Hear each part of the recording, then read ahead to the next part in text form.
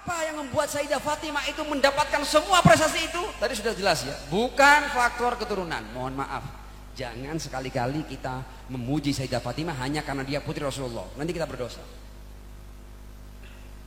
Kita mengabaikan banyak kesempurnaan Sayyidah Fatimah alaihissalam.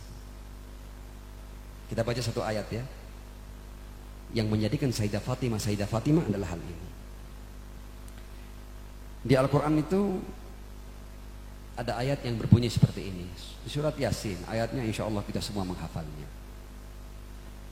Ini ayat yang sifatnya rasional, sangat rasional ayat ini. Berbunyi, wa ma liya la a'budu alladhi fatarani wa ilaihi turja'un. Apa yang bisa saya jadikan alasan? Terjemahannya, apa yang bisa saya jadikan alasan untuk tidak menghamba kepada yang menciptakan aku dan kepada zat yang nanti aku akan kembali kepadanya. Saya ulang lagi ya terjemahannya ya. Wa ma liya la a'budu alladhi fatarani wa ilaihi turja'un. Apa yang bisa saya jadikan alasan untuk tidak menghamba secara mutlak kepada zat yang menciptakan aku dan kalian semua yang seperti aku ini akan kembali kepadanya. Ini kadang-kadang kita perlu bertanya kepada diri kita ya. Kira-kira kalau kita mau tidak taat kepada Allah itu alasan kita apa? Sementara dia yang menciptakan kita, dia yang memberikan kita rambut, dia yang memberikan kita mata, dia yang memberikan kita jantung, dia yang menciptakan kita, dia yang mengadakan kita. Apa alasan kita untuk tidak menghamba mutlak kepada zat yang menciptakan kita? Kalau punya alasan, tidak apa-apa, kita tidak menghamba. Kalau punya alasan loh ya. Kalau akhirnya kita temukan alasan, silakan bermaksiat. Nah, Sayyidah Fatimah adalah salah seorang yang menghamba kepada Allah secara mutlak, total. Sayyidah Fatimah, kenapa menjadi Sayyidah Fatimah? Karena sepanjang hidupnya yang cuma 18 tahun ini, dia sepenuhnya menghamba total kepada Allah. Radhiyatam mardiyah.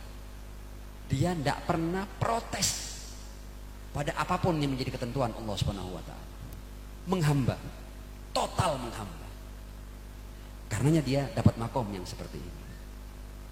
Suami beliau Ali bin Abi Thalib alaihi salam, ini pelajaran juga buat kita semua. Ini pelajaran dari Ahlul Bait alaihi salam. Kenapa mereka mencapai makom-makom yang tinggi itu? Ternyata karena satu, mereka mengaktifkan statusnya sebagai hamba. Imam Ali bin Abi Thalib yang mempunyai semua kemuliaan itu, dia adalah pintu kota ilmu Rasulullah. Oh, semua kemuliaan ada pada Ali bin Abi Thalib. Silakan Anda baca fadhail dan manaqib Ali bin Abi Thalib alaihi salam.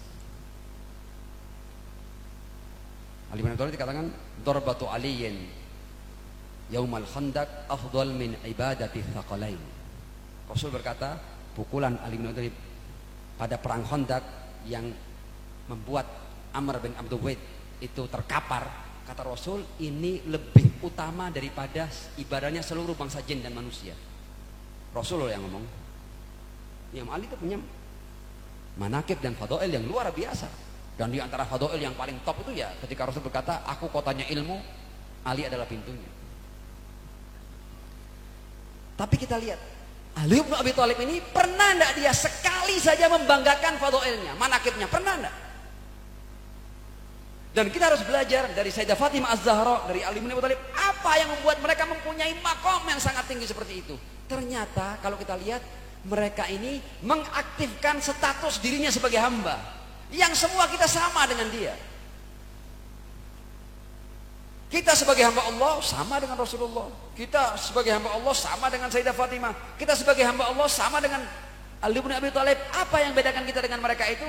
Mereka mengaktifkan secara total statusnya sebagai hamba, sementara kita kadang-kadang tidak. Dan Ali bin Abi Thalib alaihissalam pernah berkata dalam munajatnya begini, Ilahi kafa bi izzan an akuna laka abdan. Ya Allah, cukup bagiku kemuliaan bahwa aku adalah hamba-Mu. Ini kata-kata penting loh. Bukan sederhana ini dari seorang Ali bin Abi Thalib. Dia tidak banggakan bahwa dia adalah pintu kota ilmu Rasul, pukulannya di perang Khandaq itu lebih afdol daripada ibadahnya seluruh bangsa jin dan manusia. Tidak, dia katakan ilahi. Ya Allah, kafa bi izzan an akuna laka abdan. Cukup bagiku kemuliaan bahwa aku adalah hamba-Mu. Artinya yang paling sampai pada nilai tauhid yang paling inti dan paling asasi, bahwa aku sebagai hamba-Mu ya Allah, kurang apa lagi ya Allah? Segala kemuliaanku adalah aku hamba-Mu ya Allah. Sementara ilmuku, iniku semua itu masih di bawah kemuliaan aku sebagai hamba-Mu ya Allah. Ilahi, kafa bi izzan an akuna laka abdan. Dan seandainya kita mau belajar dari Ali bin Abi Thalib, kita aktifkan status kita sebagai hamba, kita akan mendapatkan maqamat yang luar biasa. Kita belum pernah mengaktifkan status kita sebagai hamba.